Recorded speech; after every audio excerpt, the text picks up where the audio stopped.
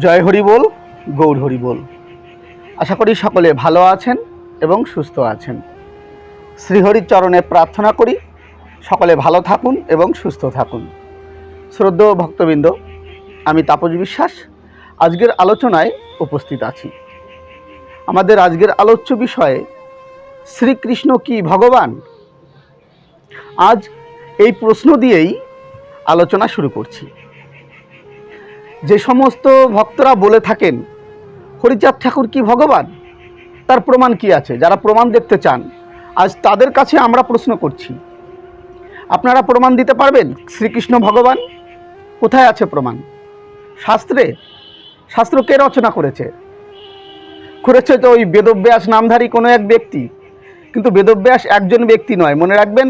বেদব্যাস হচ্ছে একটি শাখার নাম।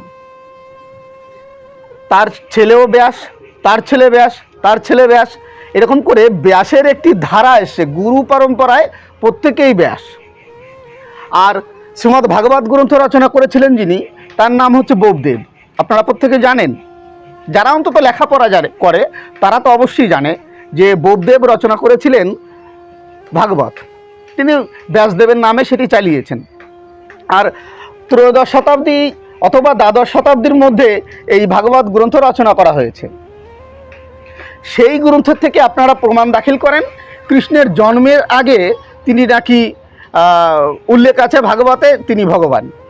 আর ভাগবতে কোথায় আছে উল্লেখ যে কৃষ্ণ ভগবান? একটি জায়গায় উল্লেখ রয়েছে কৃষ্ণস্তু ভগবান স্বয়ং। আর ভাগবতে দু জায়গায় উল্লেখ রয়েছে কৃষ্ণ অংশ অবতার, কলা অবতার। আপনি কোনটা বিশ্বাস করবেন? এক জায়গায় যেটি আছে সেটি, নাকি দু জায়গায় যেটি আছে সেটি? আজ আপনাদের ধরে ধরে প্রমাণ দেব যে কৃষ্ণ কোনো মতেই ভগবান নয়। যদি আমি না মনে করি যে কৃষ্ণ ভগবান, তো আপনি মনে করাতে পারেন না। চ্যালেঞ্জ থাকলো আপনাদের প্রতি।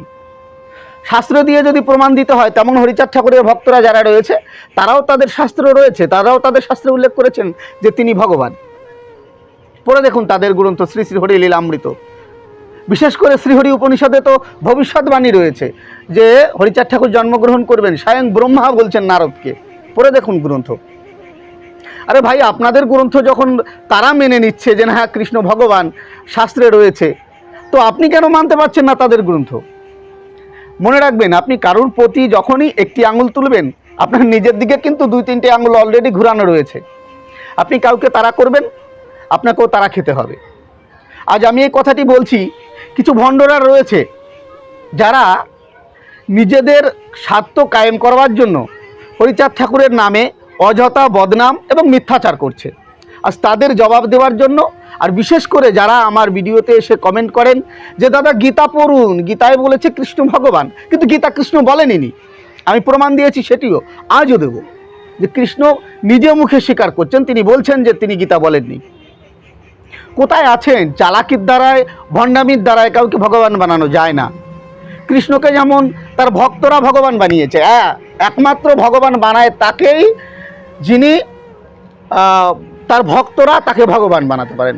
তার জন্য ভগবান বলেছেন যে ভক্ত আমার মাতা পিতা, ভক্ত আমার গুরু, ভক্ত আমার নাম রেখেছে বাঞ্ছা কল্পতরু। অর্থাৎ এই ভক্তই তাকে ভগবান বানাতে পারে। আমার উপাস্য যিনি, তিনি হচ্ছেন শ্রী শ্রী হরিচাঁদ ঠাকুর। আমার কাছে তিনি পূর্ণ ব্রহ্ম ভগবান, আপনার কাছে নাও হতে পারে। তার মানে এই নয় যে আপনি আমার উপাস্যকে বদনাম করবেন, নিন্দা করবেন, তখন তো আমি নিশ্চয়ই আপনার উপাস্যকে ছেড়ে দেব না। অত গান্ধীবাদী আমি নই যে আপনি আমাকে মারলেন আর আমি আর একটা গাল পেতে দেব। আমি সবসময় বিশ্বাস করি প্রতিবাদের বদলে প্রতিবাদ, আলোচনার বদলে আলোচনা, মারের বদলে মার। আপনি যে দিক দিয়ে আসবেন আমি সেই দিকে রাজি আছি। ক্ষমতা যদি দেখাতে চান, ক্ষমতাও আমরা দেখাতে পারি। যদি বলেন শাস্ত্রে আলোচনা, আসুন একদম ধুয়ে মুছে পরিষ্কার করে দেব। আরে যে বেদব্যাসে শাস্ত্র নিয়ে আপনারা এত গর্ববোধ করেন, পড়ে দেখবেন দেবী ভাগবতে উল্লেখ আছে বেদব্যাস একবার উরুনি কাঠ নিয়ে তিনি আসছিলেন। উরুনি কাঠ কাকে বলে? যজ্ঞর কাঠকে উরুনি কাঠ বলে। এই কাঠটা তিনি নিয়ে আসছিলেন যজ্ঞ করবেন বলে। হঠাৎ দেখেন নদীতে গীতাচি নামে এক স্বর্গবেশ্যা, যাকে উর্বশী বলা হয়, সে স্নান করতে নেমেছে। গীতাচিকে দেখে বেদব্যাসের মাথায় কাম উঠে গেছে। সে আর নিজেকে স্থির রাখতে পারছে না, তাড়াতাড়ি কাষ্ঠের ভাণ্ড নামিয়ে ফেলে দিয়ে দাঁড়িয়ে আছে, কাষ্ঠের বোঝা নামিয়ে দিয়ে ডগমগ চোখে তাকিয়ে দেখছে যে ঘিতাচি কিভাবে স্নান করছে। এই ঘিতাচিকে উলঙ্গ অবস্থায় স্নান করতে দেখে বেদব্যাসের বীর্য স্খলিত হয়ে পড়ে গেছে ওই কাঠের পরে। তার থেকে একটা ছেলে গজি উঠেছে, তার নাম দিয়েছে সুখদেব। তো এই তো সাধক, যার এক বীর্য ধরে রাখার মতো ক্ষমতা নেই। সে যে সমস্ত গ্রন্থ লিখেছে তাই যদি প্রমাণ্য গ্রন্থ হয়, তবে শ্রী শ্রী তারকচন্দ্রের লিখিত গ্রন্থ কেন প্রমাণ্য হবে না, যে তারকচন্দ্রের নাম নিলে কাম দমিত হয়ে যায়? আমি এভাবে কখনো আপনাদের আক্রমণ করিনি, করতেও চাইনি, কিন্তু আজ করতে বাধ্য হচ্ছি শুধুমাত্র কিছু দুষ্ট মানুষের কমেন্ট এবং তাদের ভিডিও করার জন্য। তারা প্রমাণ দেখাচ্ছে কৃষ্ণই একমাত্র দুনিয়ায় ভগবান, আর কেউ ভগবান নেই। আরে কৃষ্ণ ভগবান তোকে বললোটা কে? প্রমাণ কি? নিজের থেকে ফিল করতে হয় ভাই। আপনি যেমন নিজের থেকে ফিল করেন কৃষ্ণ ভগবান, আমিও তেমন নিজের থেকে ফিল করি হরিচাঁদ ভগবান, তিনি পূর্ণ ব্রহ্ম ভগবান। অনুকূলচন্দ্রের ভক্ত যারা রয়েছেন তারা অনুকূলচন্দ্রকে মানেন, অবশ্যই মানবেন। রাম ঠাকুরের ভক্ত যারা রয়েছে তারা রাম ঠাকুরকে মানবেন। কৃষ্ণ ভক্ত যারা তারা কৃষ্ণকে মানবেন, অবশ্যই মানবেন। কিন্তু কত সময় আমিও মানব? যত সময় পর্যন্ত আপনি আমার ইষ্টকে সম্মান করবেন, আমার ইষ্টকে মানবেন, তত সময় আমি আপনার ইষ্টকে মানব। আমরা প্রত্যেকে একে অপরকে সম্মান করলেই আমরা সম্মান পাবো। আপনি যদি সম্মান করবেন না, একছত্র সম্মান পাবার আশা করবেন, সেটি তো সম্ভব নয় না। অনেক কথা বললাম, আসুন প্রথমে আগে আপনাদের প্রমাণ দেখাই ভাগবত থেকে কিভাবে গাঁজাখুরি কথা লিখেছে, যে কৃষ্ণস্তু ভগবান স্বয়ং। কোথায় বলেছে, কোন পরিপ্রেক্ষিতে বলেছে, সেটাও দেখার বিষয়। এখানে বলেছেন যে অবতারের বর্ণনা করা হচ্ছে, সেই অবতার বর্ণনা প্রসঙ্গে বলছে কৃষ্ণ একটি অবতার, কিন্তু এই কৃষ্ণ যদিও স্বয়ং ভগবান, এই প্রসঙ্গে বলছেন। আবার একটি জায়গায় নয়, দুটি জায়গায় বলা হয়েছে কৃষ্ণ নারায়ণের কেশ থেকে সৃষ্টি হয়েছে। পৃথিবী ভারাক্রান্ত হয়ে নারায়ণের শরণাপন্ন হয়েছে। নারায়ণ তখন বলছে যে ঠিক আছে, আমি একটা ব্যবস্থা করছি। এই কথা বলে তিনি মাথার চুল টেনে ছিঁড়েছেন, একসাথে দুটো চুল উঠেছে, একটি সাদা এবং একটি কালো। সাদাটি থেকে বলরাম সৃষ্টি হলো, আর কালোটি থেকে কৃষ্ণ সৃষ্টি হলো। তাহলে নারায়ণের চুল থেকে জন্ম হয়েছে, কেশ থেকে জন্ম হয়েছে বলে তার নাম কেশব। এখন বাঙালিরা যদি হিন্দিতে যদি কেউ বলেন কৃষ্ণ বালের কৃষ্ণ, তাহলে কি সেটা দোষের হবে? হিন্দিতে কেশকে বাল বলে। তো এই জন্য কথার অনেক মারপ্যাঁচ রয়েছে। আমরা যদি বলি তখন আপনারা ধোকে টিপতে পারবেন না, বলবেন আমি খারাপ কথা বলি, আমি নিন্দা করি। যদিও আপনারা এই কথাটি নিয়ে আমার কিছু যায় আসে না, কারণ আপনারা তো এমনি আমার গালিগালাজ করতে পছন্দ করেন, তা নয় আর একটু করবেন। আজ প্রমাণ দেবো আপনাদের, সম্পূর্ণ ভিডিও দেখবেন। কৃষ্ণ নিজে মুখে বলছেন যে তিনি গীতা বলেননি, গীতা বলতে তিনি ভুল করছেন। আর গীতা কোনো স্বতন্ত্র গ্রন্থ না, এটা মনে রাখবেন। গীতা হচ্ছে মহাভারতের একটি অংশ মাত্র। এই মহাভারতে কৃষ্ণকে বলা হয়েছে অংশ অবতার, কলা অবতার, একবার নয় কয়েকবার বলা হয়েছে। এই মহাভারতেই উল্লেখ করা হয়েছে নারায়ণের কেশ থেকে কৃষ্ণ জন্মগ্রহণ করেছেন। এখন এই মহাভারতের একটি অংশ গীতা, আপনি সেটিকে মানবেন আর মহাভারতের অন্য জায়গার কথা মানবেন না, এটা তো মানা যায় না, যদি শাস্ত্র প্রমাণ চান। আর যদি বলেন না, যার যার মনের ব্যাপার, আমি একজন ভক্ত, আমার ভগবান কৃষ্ণ, অবশ্যই আমি নতমস্তকে স্বীকার করি কৃষ্ণ ভগবান। আমার ভগবান যেমন হরিচাঁদ ঠাকুর, আপনার ভগবান কৃষ্ণ হতেই পারে। আপনি আমারটা মানবেন না, আপনারটাকে আমি মানব, এতই তো সোজা নয়। তো আসুন, অনেকটা কথা বললাম, আপনাদের আগে প্রথম দেখাই ভাগবতে কি বলা হয়েছে, কৃষ্ণ ভগবান নাকি অংশ অবতার। তারপরে আর কোথায় বলা হয়েছে যে কৃষ্ণ অবতারই নয়, সেটিও দেখাবো। আপনারা দেখছেন হরিভক্তি টিভি, প্রথম থেকেই সত্য কথা বলে। শ্রদ্ধেয় ভক্তবৃন্দ, দেখুন শ্রীমদ্ ভাগবত মহাপুরাণ প্রথম স্কন্ধ থেকে অষ্টম স্কন্ধ। এটি প্রকাশ করেছেন গীতা প্রেস, গোরক্ষপুর থেকে। এরকম দুটি খণ্ডে বিভক্ত তারা করেছেন, এই মহাপুরাণটিকে দুটি খণ্ডে প্রকাশ করেছেন। প্রথম খণ্ডটি হচ্ছে প্রথম স্কন্ধ থেকে অষ্টম স্কন্ধ পর্যন্ত। তো আসুন আপনাদের আমি এই পুরাণের ভেতরে নিয়ে যাই, যেখানে রয়েছে কৃষ্ণস্তু স্বয়ং ভগবান, ভাগবতের কোথায় বলছেন সেই জায়গাটি আপনাদের নিয়ে যাচ্ছি। শ্রীমদ্ ভাগবতের প্রথম স্কন্ধ তৃতীয় অধ্যায়ে ভগবানের অবতারগণের বর্ণনা। এখানেই আমরা পাব কৃষ্ণেস্তু ভগবান স্বয়ং সেই কথাটি। এটি রয়েছে 28 নম্বর শ্লোকে। তাহলে প্রথম স্কন্ধের তৃতীয় অধ্যায়ের 28 নম্বর শ্লোকে আমরা পাব কৃষ্ণেস্তু ভগবান স্বয়ং। এবার দেখুন সম্পূর্ণ শ্লোকটি আপনাদের আমি দেখাচ্ছি। দেখুন এই গ্রন্থে এই শ্লোকের অনুবাদ করেছেন ঠিক এরকম। এইসব অবতার হলো ভগবানের অংশ অবতার অথবা কলা অবতার, কিন্তু ভগবান শ্রীকৃষ্ণ তো স্বয়ং ভগবান। অসুরদের অত্যাচারের যখন মানুষ পীড়িত হয়ে পড়ে তখন যুগে যুগে নানা রূপ ধারণ করে ভগবান তাদের রক্ষা করেন। এখানে অনুবাদের মধ্যে বলেছেন এইসব অবতার হলো কোন সব অবতার, অর্থাৎ এখানে ভগবানের 24 অবতার বর্ণনা করা হয়েছে। কৃষ্ণের পূর্বে যে সমস্ত অবতারের কথা বলা হয়েছে সেসব অবতারের কথা বলছেন। এইসব অবতাররা হচ্ছেন কি অংশ অথবা কলা অবতার। কৃষ্ণ হচ্ছেন পূর্ণ অবতার। তাই এই কৃষ্ণই পরবর্তীকালে যুগে যুগে ধর্মের রক্ষা করবার জন্য, অসুরদের বধ করবার জন্য তিনি অবতার হয়ে থাকেন। তো আসুন এবার আমি আপনাদের দেখাবো এই ভাগবতেই এই শ্রীকৃষ্ণের কথাই বারবার বলছেন যে তিনি অংশ অবতার। তো আসুন আমি সেখানে আপনাদের নিয়ে যাই। দেখুন শ্রীমদ্ ভাগবত মহাপুরাণের দ্বিতীয় স্কন্ধের 7ম অধ্যায়ের 26 নম্বর শ্লোকে উল্লেখ আছে শ্রীকৃষ্ণ এবং বলরাম কলা অবতার, নারায়ণের কেশ থেকে সৃষ্টি হয়েছেন। দেখুন এই হচ্ছে মূল শ্লোকটি, আপনারা দেখে নিন। আর আমি এই মূল শ্লোকের অনুবাদটি আপনাদের পাঠ করে শোনাচ্ছি। অসুর সৈন্যদের অত্যাচারে দুর্দশাগ্রস্ত পৃথিবীর ভার হরণ করবার জন্য ভগবান তার শুক্ল ও কৃষ্ণবর্ণ কেশ নিয়ে বলরাম ও শ্রীকৃষ্ণরূপে কলা অবতার গ্রহণ করবেন। এই অবতারে নিজে অসাধারণ মাধুর্য ও মহিমা প্রকাশ করে এমন লীলা করবেন যে জগতের মানুষ সেই লীলার দুর্গেয় রহস্য বুঝতেই পারবেন না। তাহলে এই সম্পূর্ণ শ্লোকের অনুবাদ থেকে আমরা বুঝতে পারলাম ভগবানের কেশ থেকে অর্থাৎ চুল থেকে বলরাম এবং শ্রীকৃষ্ণরূপে কলা অবতার গ্রহণ করলেন। দেখুন একদম পরিষ্কারভাবে লেখা রয়েছে, এখানে একটুও এদিক ওদিক নয়।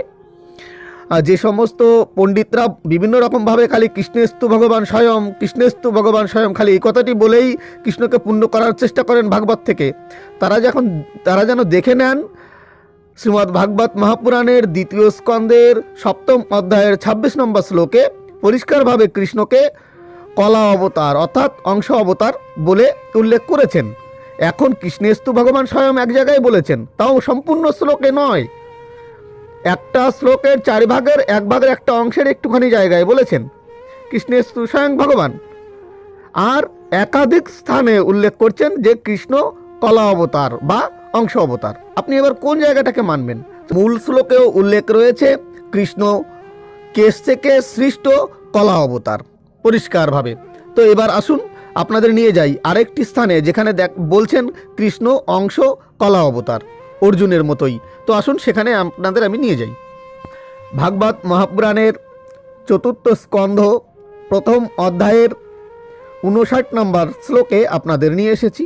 এই 59 নম্বর শ্লোকে উল্লেখ রয়েছে ভগবান বিষ্ণুর অংশ অবতার নারায়ণ ঋষি, সেই নারায়ণ ঋষি কৃষ্ণরূপে অবতীর্ণ হয়েছেন। সেই অংশ অবতার অর্থাৎ কলা অবতার যে নারায়ণ ঋষি তিনিই হচ্ছেন স্বয়ং শ্রীকৃষ্ণ। তো কথা না বাড়িয়ে দেখুন আপনারা মূল শ্লোকটি দেখে নিন। এখানে পরিষ্কারভাবে উল্লেখ রয়েছে যে কৃষ্ণ নারায়ণ ঋষির অংশ। আর আমি অনুবাদটি এবার আপনাদের সামনে পাঠ করছি। 59 নম্বর শ্লোকের অনুবাদ। ভগবান শ্রীহরির অংশভূত সেই নর ও নারায়ণই এখন পৃথিবীর ভার হরণের জন্য যদুকুল তিলক শ্রীকৃষ্ণ এবং তারই সদৃশ্য শ্যামবর্ণ কৃষ্ণ নামধারী কুরুকুল শ্রেষ্ঠ অর্জুন রূপে অবতীর্ণ হয়েছেন। তো শ্রদ্ধেয় ভক্তবৃন্দ, আপনারা দেখলেন শ্রীমদ্ ভাগবতে বলা হয়েছিল যে কৃষ্ণস্তু ভগবান স্বয়ং, কিন্তু সেটি নিছকই একটি জায়গায় উদাহরণস্বরূপ যে তিনিও অবতার, কিন্তু তিনি স্বয়ং ভগবান। অবশ্যই তিনি ভগবান ভক্তের কাছে, কিন্তু দেখুন আরও দুটি জায়গায় বলা হলো যে তিনি অংশ অবতার, কলা অবতার। পৃথিবীর ভার হরণ করার জন্য বিষ্ণুর চুল থেকে অর্থাৎ কেশ থেকে তিনি জন্মগ্রহণ করেছেন। আসুন এবার আপনাদের দেখাবো কৃষ্ণ কোথায় বলছেন যে তিনি গীতা বলেননি, সেটি দেখিয়ে তারপরে পুনরায় আবার আলোচনায় আসব। শ্রদ্ধেয় ভক্তবৃন্দ, আমরা চলে এসেছি মূল মহাভারতের মধ্যে। এটি মহাভারতের একটি খণ্ড, একটি পর্ব। এটি হচ্ছে আশ্বমেধিক পর্ব। দেখুন, আমি সম্পূর্ণ পরিচয়টি আপনাদের আগে দিয়ে নিই। মহাভারতম মহর্ষি শ্রীকৃষ্ণ দ্বৈপায়ন বেদব্যাস প্রণীতাম আশ্বমেধিক পর্ব। মহাভারত অনুবাদ করেছেন শ্রী হরিদাস সিদ্ধান্ত বাগীশ। ইনি বিখ্যাত পণ্ডিত। আশা করি হরিদাস সিদ্ধান্ত বাগীশের পরিচয় নতুন করে আপনাদের দেওয়া লাগবে না। এটি প্রকাশ হয়েছিল 1365 বঙ্গাব্দে। মহাভারতের আশ্বমেধিক পর্বের সপ্তদশ অধ্যায় আপনাদের আমি নিয়ে এসেছি, যেটাকে অনুগীতা পর্ব বলা হয়ে থাকে। এখানে 1 নম্বর শ্লোক থেকে নিয়ে 17 নম্বর শ্লোক পর্যন্ত আপনাদের আমি দেখিয়ে রাখছি। এর অনুবাদ আপনাদের সামনে আমি তুলে ধরব এক এক করে। এর থেকে আপনারা জানতে পারবেন যে শ্রীকৃষ্ণ কিভাবে গীতা ভুলে গিয়েছিলেন এবং কি কারণে তিনি আবার পুনরায় অনুগীতা বলতে হলো, তা সমস্ত কিন্তু এখানে রয়েছে। অনেকে বলে থাকেন যে দাদা আগের শ্লোকটা দেখালেন না কি আছে, পরের শ্লোকটা দেখালেন না কি আছে, আপনি মিথ্যা বলছেন। তাদের জন্য আমি 1 থেকে শুরু করছি এবং 17 নম্বর পর্যন্ত যাব, যেখানে ভগবান শ্রীকৃষ্ণ অনুগীতা বলা শুরু করছে, সে পর্যন্ত আমি যাব। এজন্য আপনাদের একটু ভিডিও বড় হবে, ধৈর্য ধরে সম্পূর্ণ দেখবেন, তাহলে বিস্তারিত জানতে পারবেন। তো আর কথা বাড়াবো না, দেখুন আসুন। এর মধ্যেই আপনারা পাবেন স্ববিরোধী প্রচুর কথা। কৃষ্ণ একবার অর্জুনকে বলছেন যে তুমি গীতা ভুলে গেছো, তুমি কত বড় আহাম্মক, আর তুমি বোকা টোকা অনেক কিছু বলছেন, আবার কৃষ্ণই ভুলে গেছেন। যাই হোক, সেটা শাস্ত্র কি বলছে সেটা আপনারা বিচার করে দেখবেন। আমি কি আছে সেটি আপনাদের সামনে তুলে ধরছি। যাই হোক, আর কথা বাড়াবো না, আসুন দেখে নিন। এইটা হচ্ছে মূল শ্লোক। এখানে 1 নম্বর থেকে 17 নম্বর পর্যন্ত আপনাদের আমি দেখিয়ে রাখি। দেখেছেন মূল সংস্কৃত শ্লোকগুলো। এবার আসুন এক এক করে অনুবাদ থেকে আমরা শুরু করি। 1 নম্বর শ্লোকের অনুবাদ। জন্মেজয় বলিলেন, ব্রাহ্মণ, মহাত্মা কৃষ্ণ ও অর্জুন শত্রুগণকে সংহার করিয়া হস্তিনার সভাভবনে অবস্থান করিবার সময়ে তাহাদের কি আলোচনা হইয়াছিল। 2 নম্বর শ্লোকের অনুবাদ। বৈশম্পায়ন বলিলেন, অর্জুন অন্য শাসনশূন্য স্বকীয় রাজ্য লাভ করিয়া কৃষ্ণের সহিত মিলিত হইয়া আনন্দিত চিত্তে সেই সভাভবনে বিচরণ করিয়াছিলেন। 3 নম্বর শ্লোকের অনুবাদ। রাজা কৃষ্ণ ও অর্জুন স্বজন বেষ্টিত হইয়া ঈশ্বর ইচ্ছাক্রমে তখন স্বর্গপ্রদেশ বিশেষের ন্যায় সেই সবার কোনো প্রদেশে আনন্দিত চিত্তে গমন করিয়াছিলেন। 4 নম্বর শ্লোকের অনুবাদ। তাহার পর পাণ্ডুনন্দন অর্জুন কৃষ্ণের সহিত মিলিত হইয়া সেই মনোহর সভা দর্শন করিয়া সন্তুষ্ট চিত্তে এই কথা বলিয়াছিলেন। 5 নম্বর অনুবাদ। মহাবাহু দেবকীপুত্র, যুদ্ধ উপস্থিত হইলে আপনার মাহাত্ম্য আমি জানিয়ে আছি। তদানীন্তন আপনার সেই রূপ ঈশ্বরেরই রূপ। শ্রদ্ধেয় ভক্তবৃন্দ, এবার 6 নম্বর শ্লোকের অনুবাদ আমি পাঠ করছি। এখান থেকে মূলত শুরু হচ্ছে যে অর্জুন গীতা ভুলে গেছেন, কৃষ্ণর কাছে পুনরায় সেই জ্ঞান জানতে চাইছেন এবং কৃষ্ণ তখন অর্জুনকে একটু বকাঝকা করলেন এবং তারপরে নিজে বললেন যে আমিও সে জ্ঞান ভুলে গেছি। দেখুন আমরা ধীরে ধীরে সেদিকেই প্রবেশ করছি। 6 নম্বর শ্লোকের অনুবাদ। পুরুষ শ্রেষ্ঠ কেশব, আপনি সৌহার্দ্যবশতঃ পূর্বে যে সকল কথা বলিয়াছিলেন, আমি যুদ্ধে আসক্ত চিত্ত হওয়ায় সে সমস্তই আমার লুপ্ত হইয়া গিয়াছে। 7 নম্বর শ্লোকের অনুবাদ। মাধব, সে সকল বিষয় পুনরায় শুনিবার জন্য আবার আমার কৌতুক হইতেছে, কারণ আপনি অচিরকাল মধ্যেই দ্বারকায় চলিয়া যাইবেন। শ্রদ্ধেয় ভক্তবৃন্দ, আশা করি আপনারা বুঝতে পারছেন এখানে 6 এবং 7 নম্বর শ্লোকে পরিষ্কারভাবে অর্জুন কৃষ্ণকে বলছেন যে হে পুরুষশ্রেষ্ঠ কেশব, আপনি আমাকে ভালোবেসে যুদ্ধের আগে আমাকে যে জ্ঞান দান করেছিলেন, কিন্তু আমি যুদ্ধে আসক্ত হয়ে সে সমস্ত জ্ঞান ভুলে গেছি। তাই যদি দয়া করে আমাকে বলতেন, কারণ আপনি তো খুব তাড়াতাড়ি আবার দ্বারকায় ফিরে যাবেন। এ কথা শোনার পর কৃষ্ণ কি বলছেন আমরা সেটি শুনব এবার। 8 নম্বর শ্লোকের অনুবাদ। বৈশম্পায়ন বলিলেন, অর্জুন এইরূপ বলিলে মহাত্তেজা ও বাগ্মীশ্রেষ্ঠ কৃষ্ণ অর্জুনকে আলিঙ্গন করিয়া এ কথা বলিলেন। 9 নম্বর শ্লোকের অনুবাদ। কৃষ্ণ বলিলেন, পৃথানন্দন, আমি তোমাকে গুপ্তবিদ্যা বিষয় শুনাইয়াছি এবং লক্ষণযুক্ত সনাতন ধর্ম ও শাশ্বত সমস্ত লোকের বিষয়ে জানাইয়াছি। 10 নম্বর শ্লোকের অনুবাদ। তুমি যে বৈমত্ত্যবশতঃ সে সকল মনে রাখিতে পারো নাই, তাহা আমার গুরুতর অপ্রিয় হইয়াছে। এখন সেই স্মৃতি পুনরায় আমার পূর্ণভাবে হইবে না। শ্রদ্ধেয় ভক্তবৃন্দ, দেখুন এই 10 নম্বর শ্লোকের শেষের লাইনে এসে বলছেন কৃষ্ণ যে পূর্বে যে জ্ঞান আমি দান করেছি সেই স্মৃতি পুনরায় আমার পূর্ণভাবে আর হবে না। এখান থেকে শুরু হচ্ছে শ্রীকৃষ্ণ স্বীকার করা যে তিনি পুনরায় আর সে জ্ঞান দান করতে পারবেন না। দেখুন আমরা এবার 11 নম্বর শ্লোকে প্রবেশ করছি। 11 নম্বর শ্লোকের অনুবাদ।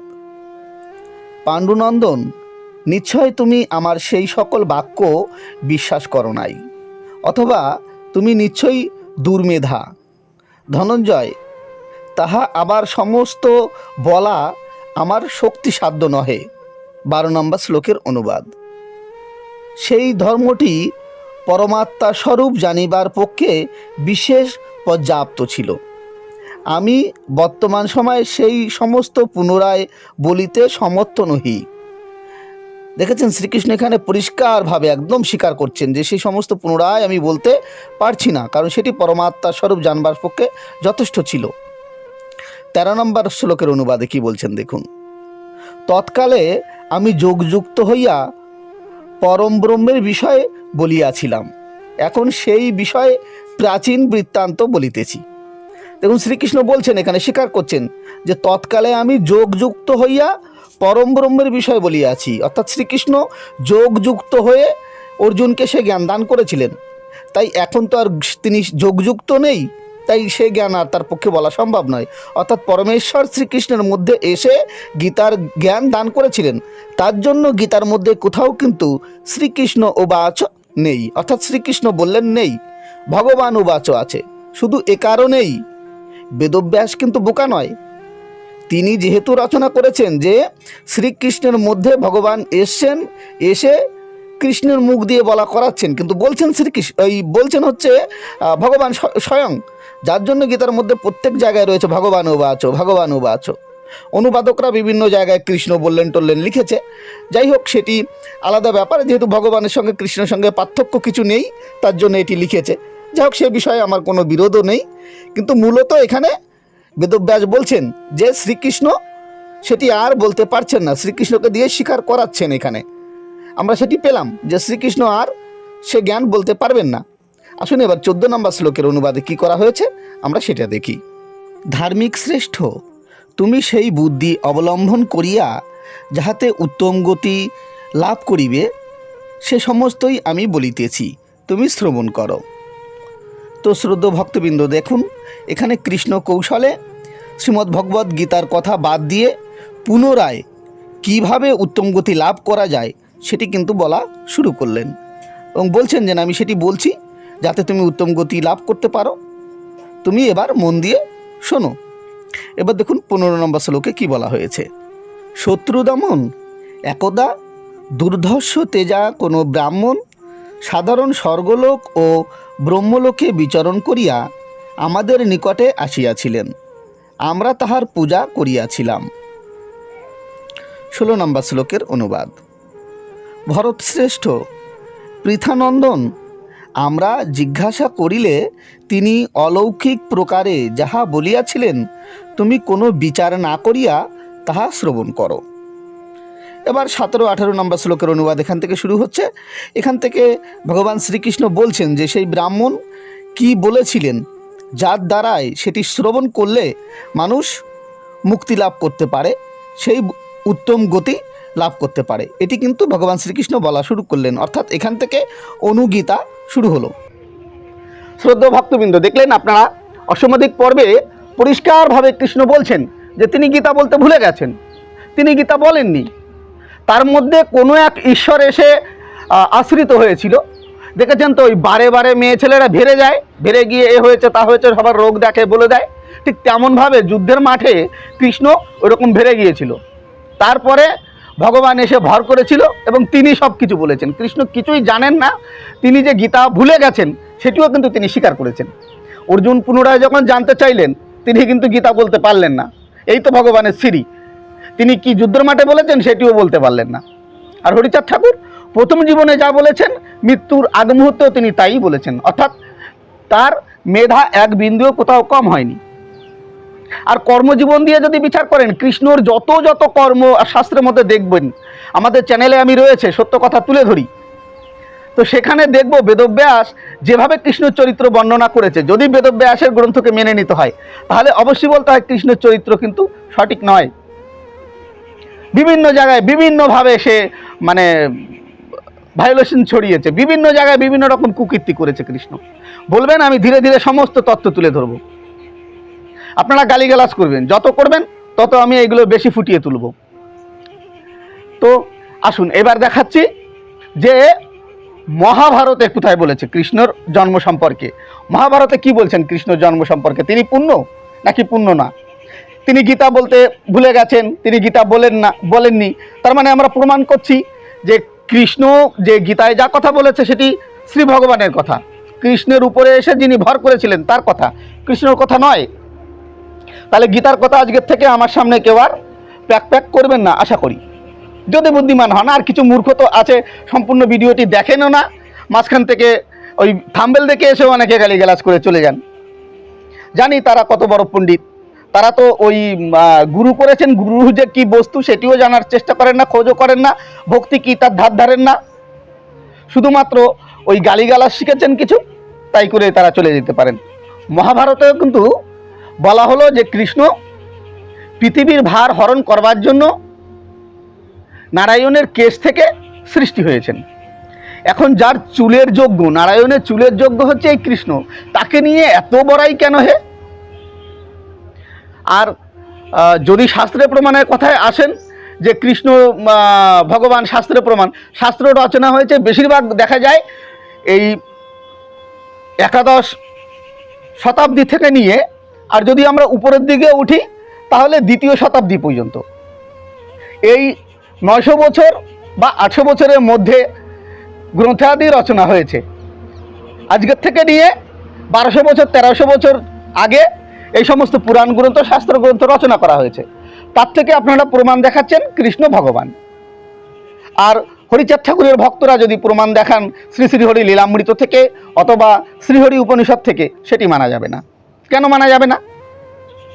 তবে আপনারটাই বা আমি কেন মানব? ইতিহাস কি বলছে? ইতিহাস এখনো পর্যন্ত কৃষ্ণকে স্বীকার করে না। ঐতিহাসিকভাবে সরকারি তরফ থেকে এখনো পর্যন্ত কৃষ্ণের যে জন্মভূমি, কৃষ্ণ যে জন্ম নিয়েছিল, কৃষ্ণ বলতে কেউ ছিল, তার প্রমাণই দাখিল করতে পারে না।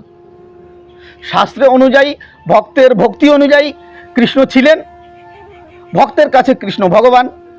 ঠিক তদ্রূপভাবে মতুয়াদের কাছেও, ভক্তদের কাছে, মতুয়া ভক্তদের কাছে তার উপাস্য হরিচাঁদ ঠাকুর ভগবান।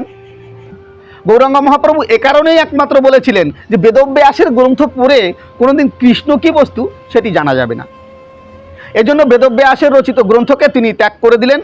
জীব গোস্বামী, রূপ গোস্বামী, সনাতন গোস্বামীকে দিয়ে নতুন করে কৃষ্ণপ্রেমের গ্রন্থ তিনি রচনা করালেন। অত সোজা নয় কৃষ্ণ সম্পর্কে বোঝা, কৃষ্ণ সম্পর্কে জানা। কলিতে সন্ন্যাস নিষেধ আছে, আর আপনারা সেইটাই করে চলেছেন। মানুষকে বিপথে নিয়ে কিভাবে নরকগামী করতে হয় সেটি কিন্তু আপনারা পরিপাটিভাবে করে চলেছেন। এখনো সময় আছে, ভক্তি মার্গে চলুন, মানুষকে ভক্ত হতে শিখান। আর যে ভক্ত সে কাউকে কখনো হিংসা করে না, তার নজরে সকলেই সমান। তো আজ এ পর্যন্ত, সকলে ভালো থাকবেন এবং সুস্থ থাকবেন। হরি বল।